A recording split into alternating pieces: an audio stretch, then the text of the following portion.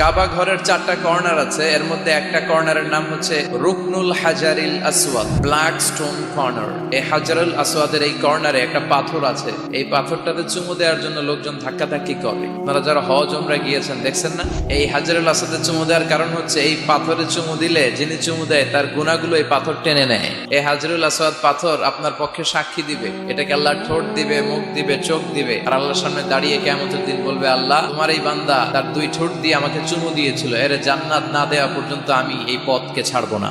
হাজরুল আসওয়াদের corner আর কাবা ঘরের দরজা এর মাঝখানে একটা জায়গা আছে, এই জায়গাটার নাম মুলতাজাম। এই জায়গাটাতে লেগে থেকে দোয়া চাওয়া, দোয়া করাটা সুন্নাহ। এই মুলতাজামে দাঁড়িয়ে হাত লাগিয়ে বুক লাগিয়ে দোয়া করলে এই দোয়া আল্লাহ ফিরিয়ে দেয়।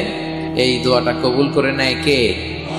সাহাবারা এটা করতেন। কিন্তু এই মুলতাজামে তো সহজে জায়গা পাওয়া যায় না, লক্ষ লক্ষ হাজী সাহেব মুআতামিরুন উমরাকারীরা ধাক্কাধাক্কি করে ওই জায়গায়। তো এক ইমাম সাহেব সে অনেক ধাক্কাধাক্কি করে যুদ্ধ করে মুলতাজামে হাত লাগানোর সুযোগ পেয়েছে। হাত লাগায় ধাক্কার চোটে সে তাড়াতাড়ি করে আল্লাহর কাছে দোয়া করতেছে যে, আল্লাহ জীবনে যত দোয়া করছি আর যত দোয়া করব এই সব দোয়া তুমি কবুল করে নিও। এই একটাই দোয়া।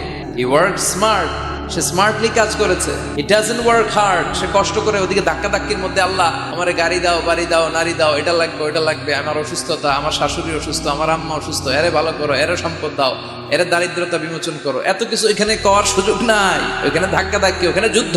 এবার ওইখানে এই দোয়া যদি কবুল হয়ে যায়, এবার বাড়িতে এসে দোয়া শুরু। সুবহানাল্লাহ পড়েন।